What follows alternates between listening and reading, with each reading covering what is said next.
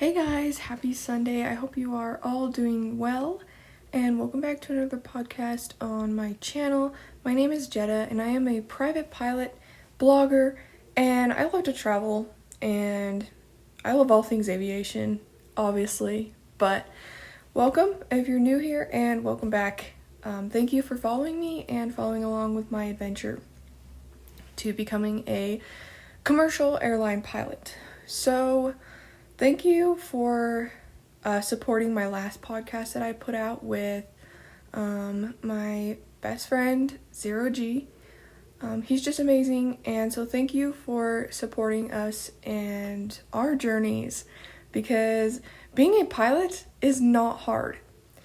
So this week I just kind of wanted to touch on the fact that being a pilot is not easy, and it's certainly not an easy feat at all. And so when we accomplish something or get somewhere in our journey, it means the world to us. And the fact that, getting a license, earning a rating, it's such a huge accomplishment, and honestly, it definitely means more to us than our passports and driver's licenses, because for real. So this week, my blog post that I just put out on Friday was about struggles in pilot training and how to combat them. So that's just kind of how I wanted to start out today, by just talking about my struggles. What have I been through? Because honestly, I thought I was the only one. I thought I was the only one having these struggles with where I am, with where I go, But honestly, I've talked to pilots all over the country, whether or not they're going Part 61, Part 141, to a university, or to just a local flight school. The problems are everywhere. And so, with that being said, really, you're going to run into some inevitable things. And so the more prepared you are for these things, the more you understand, and the more you grasp on how to, avoid them. But you're not going to really avoid them, but when they pop up, you're going to know how to deal with them. So that's kind of my goal. My goal is to just spread this, so then everybody else is just a little bit more prepared. So the first thing I wanted to touch on here was feeling stuck. So I think this applies to any career, but being a pilot in particular, because we have such huge goals, huge aspirations, and sometimes when you're in training, if it takes a year to complete a rating, if it takes 2 months to, complete a rating or license, no matter how long it takes, it can feel like you're stuck. It can feel like you're not making any progress, you're not moving ahead, and you've had the same knowledge for weeks and months on end.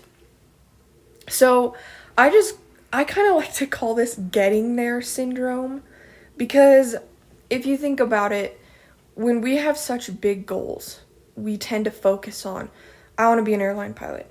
I want to be an airline pilot. I want to sit in that left seat. I want to wear that uniform, and I wrote something really funny in the blog post, so please go and read it and comment down below if you figure out what it is. But, I have such a huge goal. I want to fly the 777. I want to fly that plane, but, I have to get there first. And sometimes I jump ahead, and I totally have to admit, like one morning, I remember waking up this semester and going, why am I not an airline pilot yet? Why can't I be? First of all, I'm not even 21, but still, I feel like the pilot community just can sometimes jump to conclusions, which is a great thing. Because our dreams are so strong, and that means that obviously we have a passion for what we're doing here, but in the long run, focus on the moment. And I remember a good friend of mine said, enjoy your training while it lasts. And I'm just thinking, well, sometimes I wonder, how could I enjoy this? But at the same time, it's so enjoyable because you're seeing yourself go from zero to hero, right? You're going from 0 flight hours, maybe an intro flight of an hour, 30 minutes, and you're seeing yourself, get solo, private pilot, instrument, commercial, CFI, double I, multi-engine, all these things, maybe tail wheel, and so multi-engine instructor, which is what I'm also eventually going to aim for, because I want as many licenses and ratings as I possibly can. But we'll see where this takes us. So I really want to focus on being able to see what's happening right now.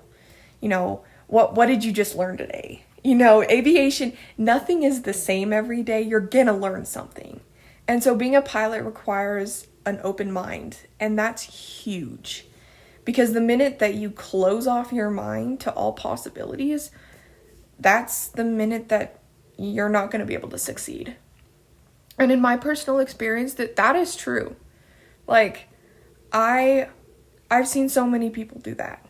They go through their training with a closed mind. They're like, oh, I'm fine. I have enough knowledge. I don't need to do this. I don't need to study. But in the long run, that will help the most is, studying and keeping up, keeping current. But just my biggest advice is don't look so much at the future, because you still have 2 years of training, maybe 3, maybe 4 for some people, maybe even 8, because if someone just wants to take their time, which is great. But, for me, I still have, I think I have like 5 or 6 semesters left, which really isn't a lot. And so 2025 is my graduating year. Like, that is crazy. I would have a bachelor's degree and all my licenses needed to work at an airline. And, fly big planes, fly multi-engine planes, fly complex, possibly tail wheel. Like that, it's just unfathomable to think about. And I just think, well, what do I want to be in, a year and a half? I want to be done.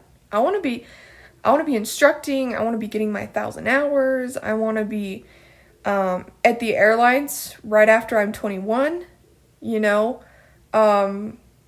because I'll be done before my 21st birthday, like a month and a half before my 21st birthday. And for me, that's crazy. Like, I'm just like, what? That is awesome. But in the long run, it's important to not fixate on that. It's important to focus on, I just got my private pilot's license. That is such a huge accomplishment. That is such a huge deal that not a lot of people can say that they've even accomplished or tried to, gotten the chance to do. But so just take in the moment, and you won't feel as stagnant staying in the same place as if you were to fixate on the future.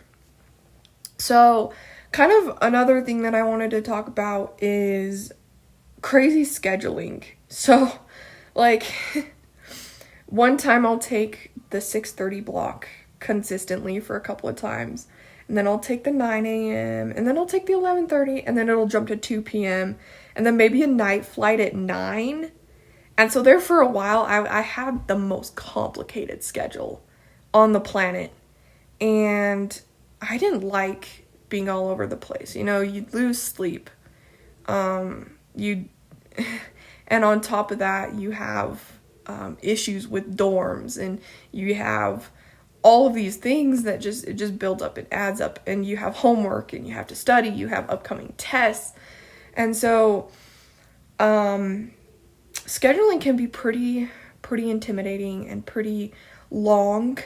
You can have long days. Like last semester, I didn't quite have as much issues with scheduling, but there were days, especially Wednesdays, I would pull like 17-hour days. And it would be crazy because I had a class at 8 a.m.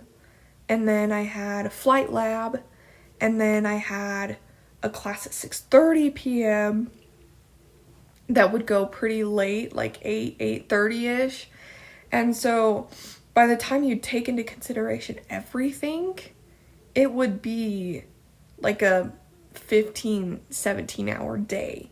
And so sometimes it would get tough.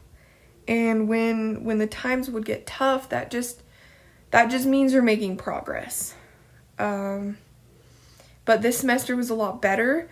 And if you're going part 141, I mean, I guess it is a disadvantage, but I love part 141 and it's the environment for me because it's a lot more rigorous. And I would love to do part 61 because, I mean, it's on your own time at your own pace.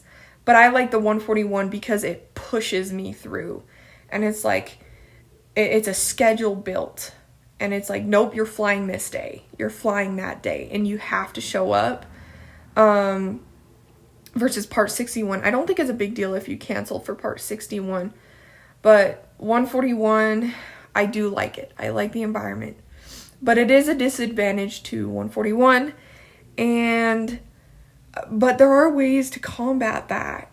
And it's keep an open schedule. Which sounds crazy. But if you have in-person classes, move them to online. Because I found I had all online classes this semester, and it was absolutely glorious. My schedule was so open. I was able to take flight blocks whenever, but still get adequate sleep and rest. So, the 6:30 block was a pain, but at the same time, I could sleep after. Or the next day I could sleep in until, 10 o'clock if I wanted to, and just do work after that. So just manage your schedule, and if there's things on your schedule that aren't of utmost importance, get rid of them. For real, there are ways. If you want to fly, if you want to make flying your end goal, your biggest passion, then my biggest suggestion is obviously make it happen. Do things to make it happen. Yeah. So also going in with that is maintenance issues. And every flight school has this problem. Everybody does. I was talking to a friend that lives in a whole other state that's going to flight school, and he said the same thing. So I'm just okay, we're all sailing this bridge together. But, yeah, so you're going to be faced with maintenance. You're going to be faced with planes going down. You're going to be faced with all sorts of, random tribulations. You'll show up at the airport, and they'll say, oh, your plane's down for maintenance. And you'll be like, no, why didn't I know this before? But it's just because it just went down for maintenance. So you never know. I mean, it could be 100-hour, it could be a progressive, it could be an annual, it could be, the list is long. A cracked cylinder, it could be an inoperative equipment that they're trying to, get back up. So you just really have to sit down and realize that maintenance is for your safety. Maintenance is for the safety of people around the airport, especially if you're going on a solo flight. What if you're flying and your engine quits because it hasn't had an inspection for a while? You just have to think of the most extreme things to just kind of put your mind in focus about, this is for my safety. It's an inconvenience, but I can fly another day. Which leads me to my next point, and that's grounds. Grounds can get quite boring sometimes. I do have to admit that. But don't be afraid to diversify yourself.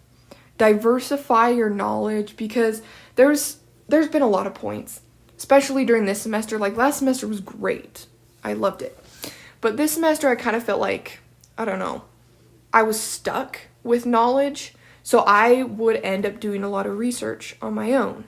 So I passed check ride because of my own research, because of my own dedication and effort to find that knowledge. I did a lot by myself this semester, and which makes me even more proud of my license because I did it. I really did. So, but don't be afraid to diversify yourself when it comes to knowledge. Go to YouTube. Go to just mess around with websites, read excerpts from the P-Hack. I know a lot of people hate that book, and so do I. I prefer videos and lectures, but go into the Far Aim. I love the Far Aim. That's like my favorite book of all time, and I'm not even joking. And it's just try to figure out ways to never stop learning. I love to go to the CFI grounds, CFII grounds, where they'll practice teaching me things and I can ask them questions, and it's an open-ended discussion, and it's pretty nice, and it's just me and them. And I also liked to, tag along. I tagged along on an instrument, CFII, this past semester, and that was perfect. That was so helpful because I was able to understand the system. I was able to understand this is GPS, this is VOR, this is, all of these things. And so just don't be afraid to diversify your knowledge. And when you're feeling bored, when you're feeling down, maybe go on and attend somebody else's ground. Maybe see what people are up to. Maybe you can try to teach people. I know that's what I've been doing. I've been trying to teach people ground knowledge. And it's definitely paid off because my private pilot ground knowledge is like tip-top shape. So, but I got there because I got there. No one else got me there besides myself. I worked for it. And that's one thing that you have to understand in aviation is that sometimes you're gonna not be taught something. Sometimes you're gonna feel like, you're stuck, but really get there yourself, so then you can be extra proud of that license, and which I am, because I did it. I did it 100%. So, with that being said, there's always challenges present. There's gonna be something. Nothing's perfect. Even if I went to become a writer, which is what I wanted to do before I started flying, even if I wanted to be a writer, there would have been hurdles, getting a what do they call that? Writer's block, which I do all the time on a paper. Writing a 10-page paper. I've heard some people have to write 15-page papers. And to be honest, aviation's the same way. You're going to have hurdles. You're going to have hard assignments. You're going to have things that you never wanted to do. To be honest, do we really want to learn about the engine? No. But I find it intriguing because I like cars. So, and I like to see how things work. I do like the mechanics. But do I really want to sit there and learn about these things? No. Sometimes no. A lot of times no. But the majority of the time it's a yes, because I think it's fascinating. However, most people, my biggest tip to you is you have to absorb the information. Because it is important for you to know. So just always be willing to expound your knowledge. So with that being said, all of that just kind of encompasses the struggles of flight training. And in the Part 141 environment, there's always failing tests, there's always failing stage checks. But honestly, the biggest thing that I've learned is that everything happens to make you a better pilot. You fail a stage check. Come on. It's okay. It's okay because there's going to be so many more chances in the future as well. And that's not the end of your career. And honestly, it's okay. It's okay, because the reason why you failed is just because you were weak in something and you needed to strengthen it. And so you're going to become a better pilot. And you're going to, there's strength in numbers, but I truly believe there's strength in experience.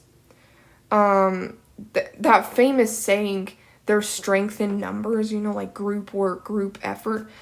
I hate that. Because it's not always true, in my opinion. And my experiences have proved that that is definitely not true. But there's strength in experiences. The more experience you have, the more knowledge you have, the more strength you have.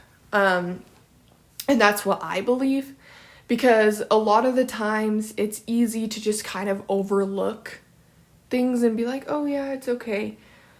But no, it's okay. Like, for real. So the Part 141 environment is quite rigorous, but at the same time, you do what best fits you. And I'm here just because, it's okay. It's awesome. I love it. I do love 141. There's been times when I didn't, when I hated it. But in the end, I look back and go, this is for me. I don't like to be held back, but at the same time, there's ways to combat that. So another question I get as a newly minted private pilot is, how did you get there? Because I'm struggling. You know what? It's okay. You're going to realize that struggle is real. And honestly, I think the more, struggling is awful. It sucks. But at the same time, you don't want to have it handed to you. You don't want them to be like, oh, here's your private pilot's license.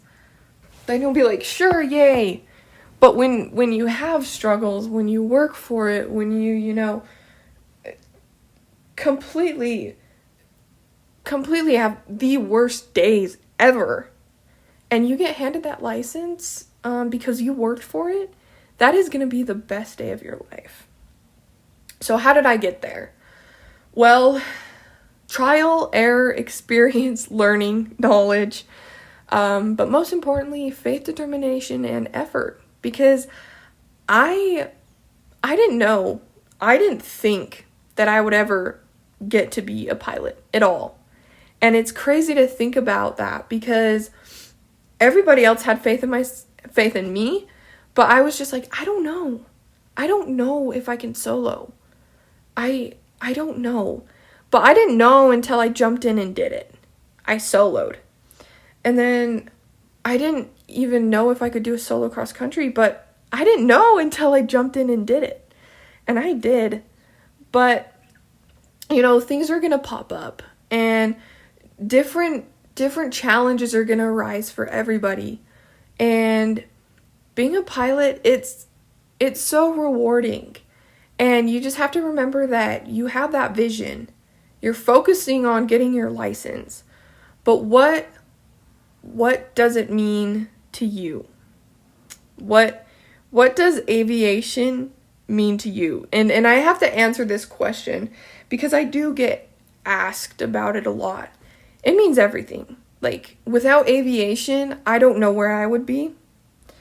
I would definitely probably not have gone to college. I probably would not have ever really done anything, because aviation's just been such a gut puncher to get me to do things. And, the freedom of it. If you've never tasted freedom, fly a plane. Because the minute that the second your wheels leave the ground, you realize you're in a whole new world. And without a doubt, I still remember the takeoff, Boeing 737 Delta Airlines 2016 trip to Hawaii. When those wheels left the ground, there was a different feeling, and that feeling was amazing. But there's nothing like being a pilot in command of an aircraft. And that is the most rewarding experience ever, because I've just gained so much understanding and knowledge and love for the world.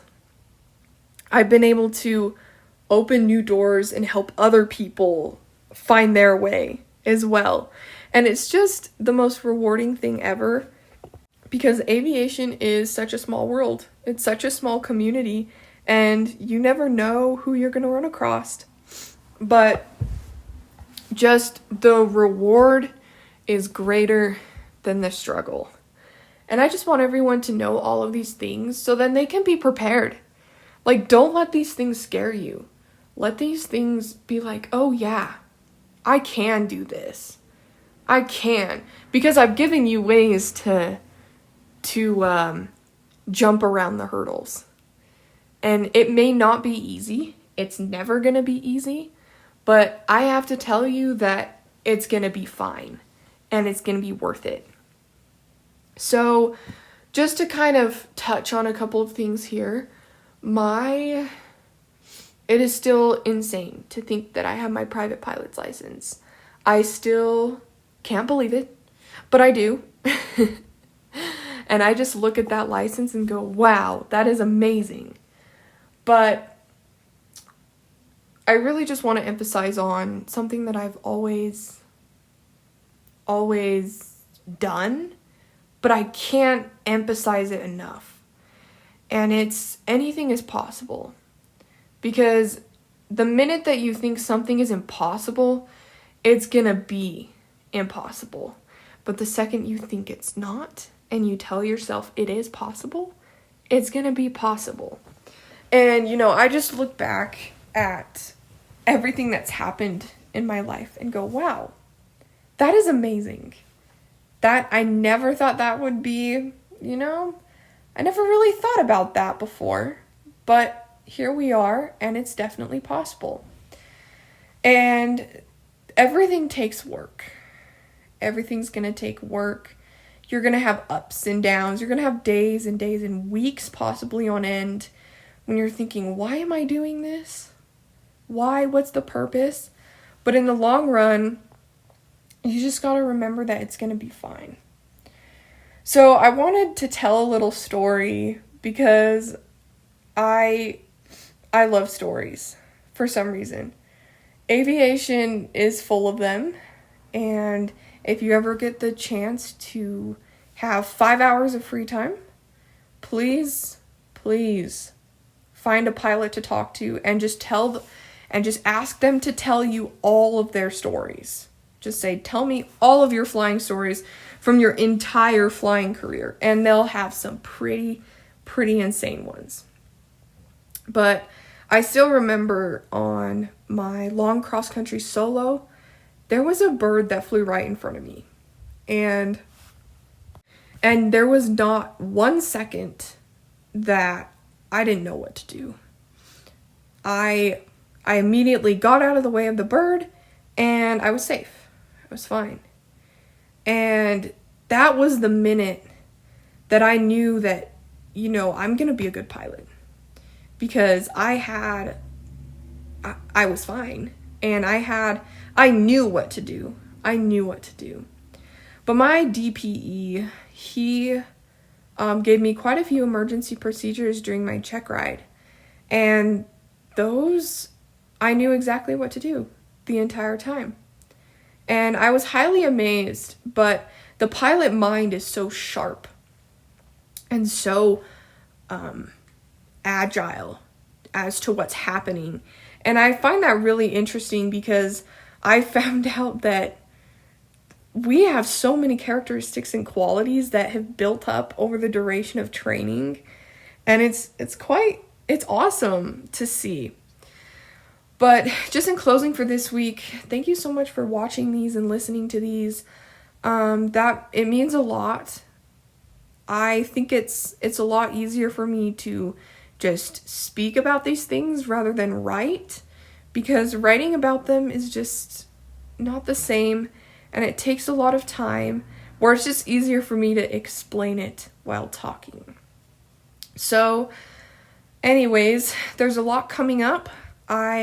Be watching for Instagram and Facebook posts about somewhere I'm going in about a week. And I'm really excited. Spending some time in the islands. So I'm excited for that.